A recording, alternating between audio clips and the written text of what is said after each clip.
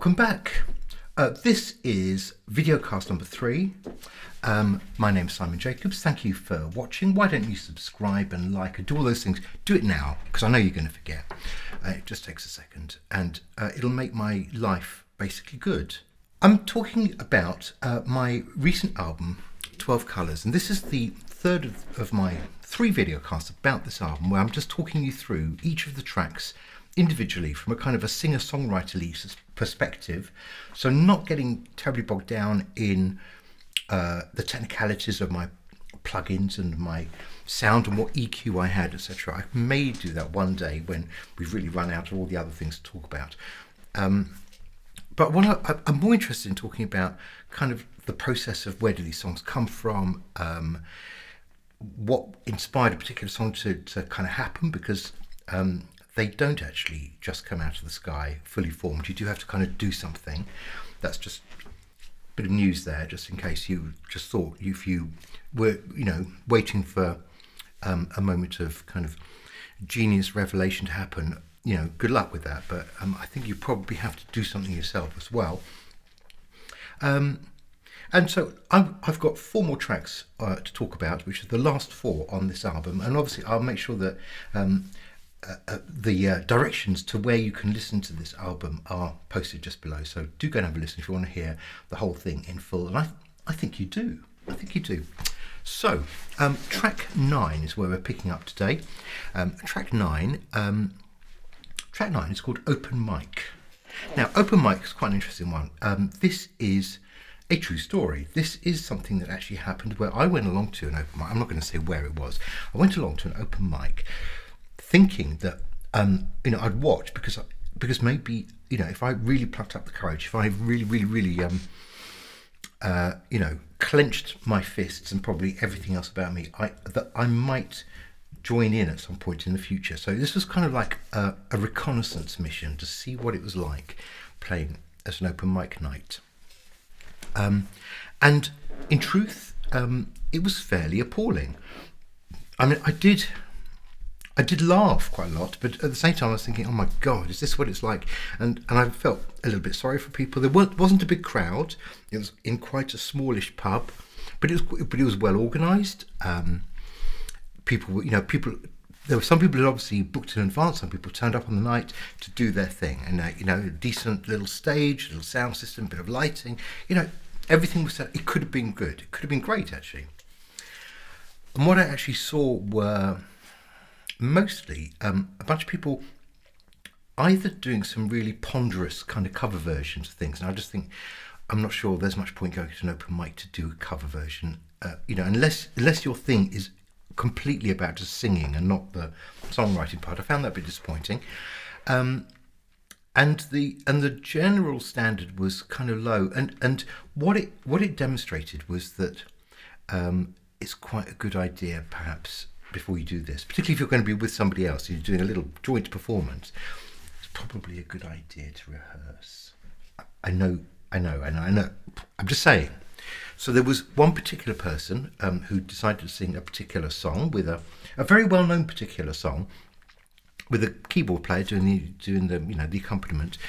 And when she got to the big moment in the song where there's a key change, well, she changed key and so did he, but they changed key to 2 different keys, which sounded, as you can imagine, horrible.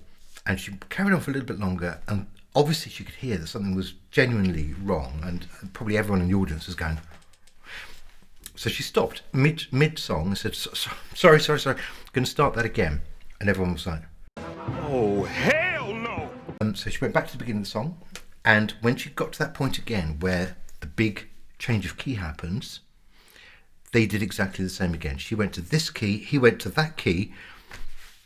This time I think she just soldiered on, thinking, well, I've got this far, I might as well finish. It was a nightmare. There were a couple of other people on that bill. I think there was who I've called in this song the girl who wouldn't open her eyes, because she was incredibly shy. And I was with my friend, I said, I think she could have a really good voice in there, but we're never going to know. So it was a lot of whispering. And then there was the guitarist who just giggled, because I think he was so nervous. Just it was like that. So open mic is the true story of a night out watching an open mic. Have a listen. Tom goes down to the open mic. He wants to play some songs that you like. Someone at the back shouts, take a hike. And everybody laughs. Next up it's Cecilia's turn. She's got the moves and the ambition to burn. She sings a song she never took the time to learn. She shouldn't do these things by halves. And now it's getting dark on a Wednesday night. And now the little stage is bathed in light. And here comes a guy, all nervous laughter and playing guitar. His dreams of being a star. Okay, so we're on to the last three. The next one, I think we're up to track 10, is Joshua Says. Joshua Says. Now, again, this is a song, and I've mentioned this on one of the previous editions of this. This is a song where it got written. Then I thought, not sure. So I changed all the melody, and then I recorded it for myself, listened to it a bit, and then thought, it's just not quite, it's not quite there. Kept the words, most of the words. I think I probably had too many words at one stage, and I redid a melody again, and eventually it just kind of came together in the way that it is now, and immediately I thought, okay, thank goodness, we're kind of there. Now look, this song is quite an interesting one in its subject matter, because this is essentially about a teenager who declares to his father, and it's the father singing the song, so again another kind of odd character jump for me into the head of somebody else. The teenager is declaring to his dad that that from now on he's a girl. So we're right into all of the kind of contemporary discussions about trans and what it means. And I didn't really want to get into the politics of it. I was interested in what would be the reaction of Dad. And that's kind of it. And I wanted to take the mic.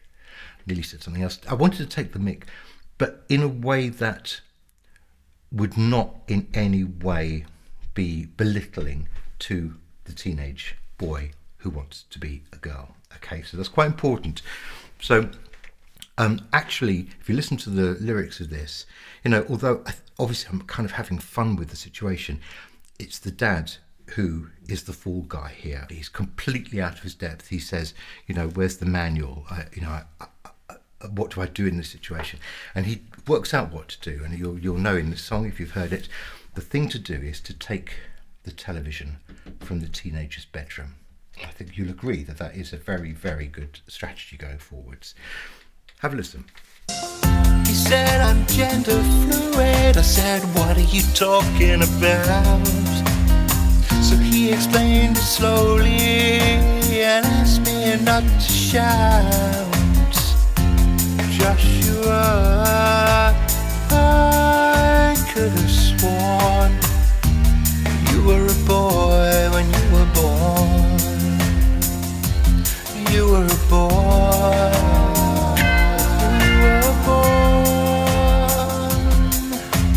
Too much outside influence is the problem here, I bet. Too much time self-absorbed on the internet, and it's such a big decision, and so soon. Maybe I should take that television from your room. Yeah, that's what I should do. I'll take that television from your room. Joshua,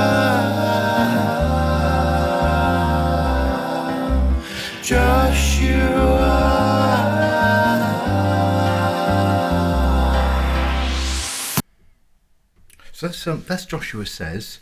And I would just say one thing about this. I think the reason I wrote this was actually it's quite an elderly friend of my mum's. So I'm not going to, again, no names.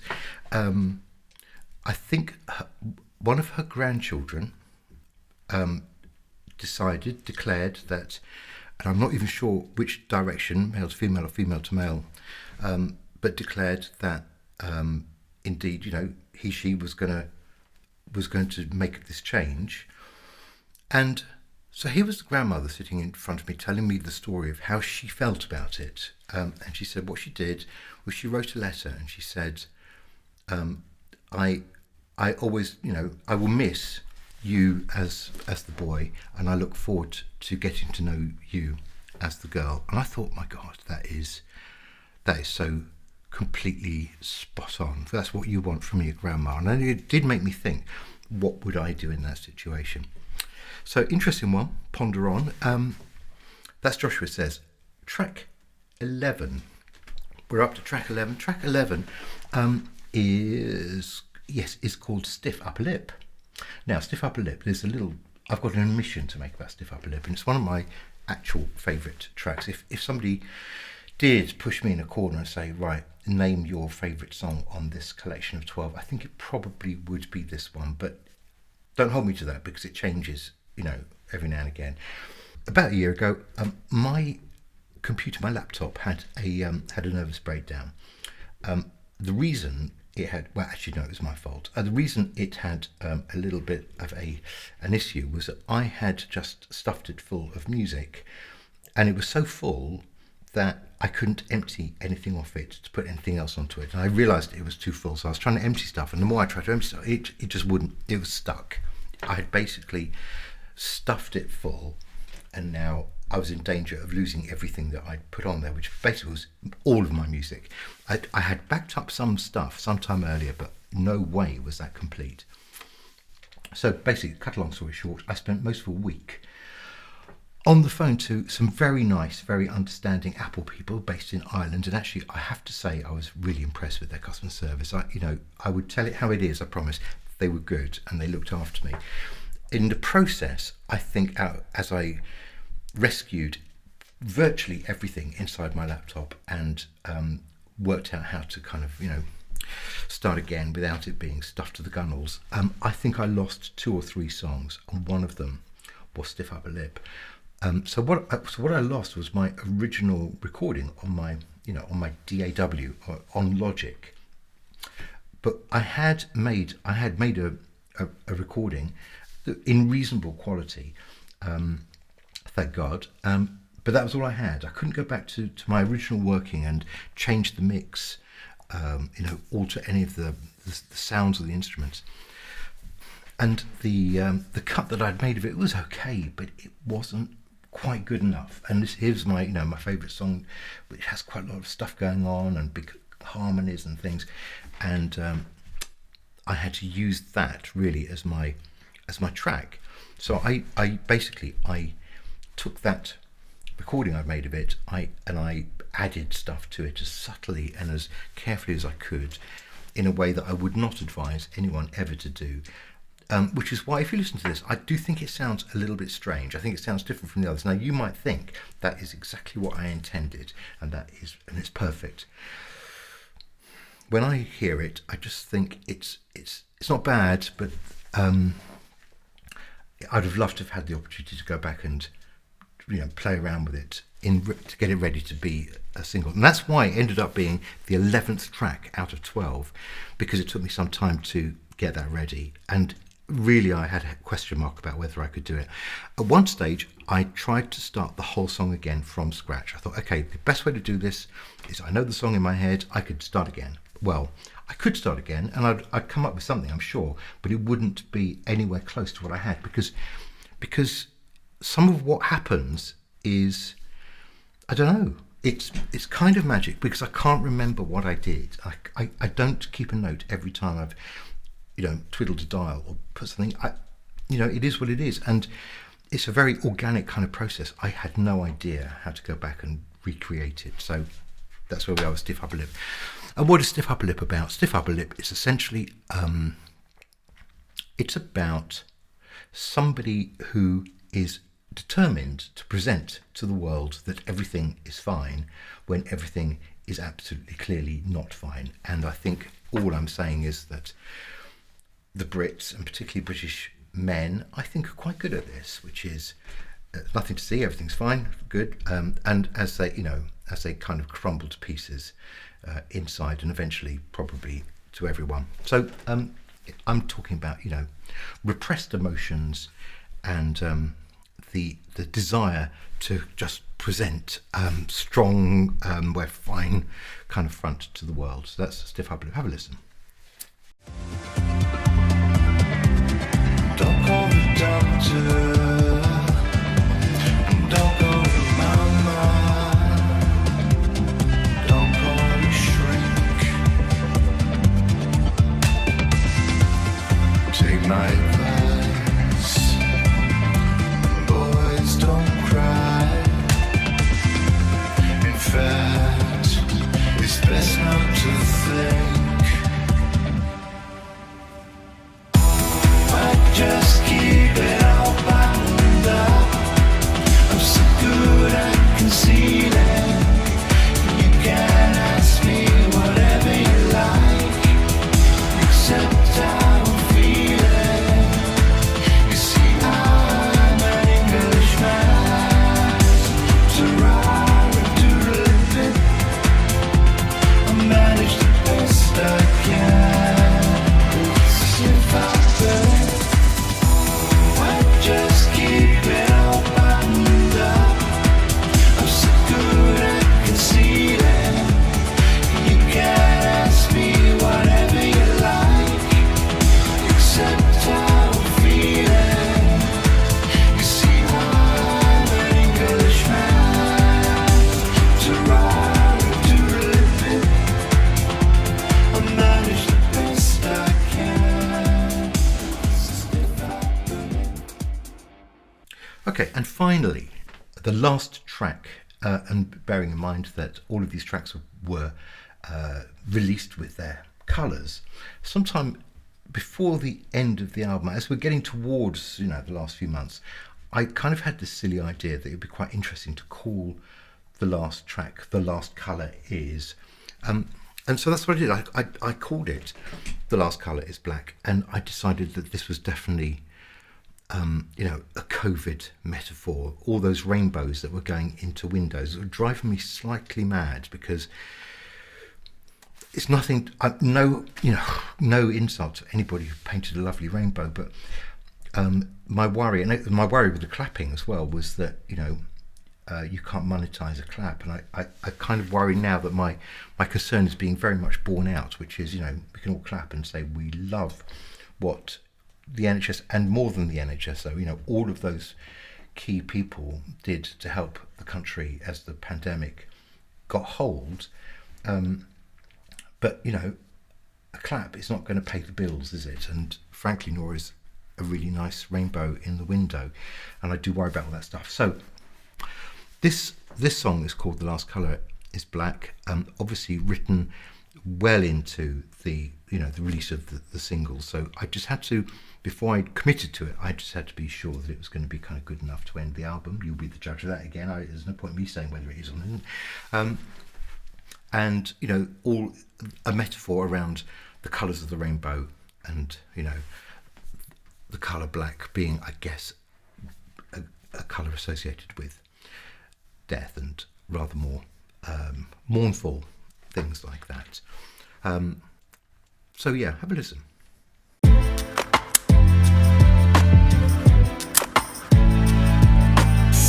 Everybody's dreaming about the good times. Everybody feels like they've been under attack. Getting back to normal, let's bring normal back. But the last colour is black. See the set to the children, you can make a contribution. It's good to give something back.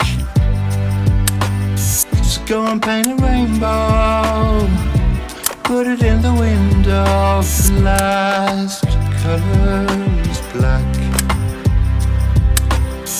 What a year it's been, events unforeseen. I hope we still have our hope intact. Red, orange, yellow, green and blue, and indigo and violet too. Right now you could add one more to the pack. Last color is black. So go and paint a rainbow, put it in the window. I could see it was obvious to me. The last color is black. So, ladies and gentlemen, there you got it. That's 12 songs. If I look back on all of them, 12 songs that are sometimes political, sometimes in the personal sphere of relationships and dealing with emotions or not dealing with emotions, as the case may be.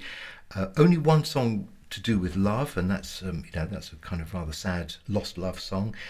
So a good range of subject matter, and I think it's useful just to think, anything can become a song subject, as long as you've got a way of telling that story differently. I think that's it. I mean, it's like I would have no trouble with people or with me writing, thousands of love songs, as long as they all had something slightly different to say that hasn't been said thousands of times already. And that's the challenge. In 3 or 4 minutes, can you say something that hasn't already been said many times over, possibly better by somebody else? Because that otherwise, what's the point?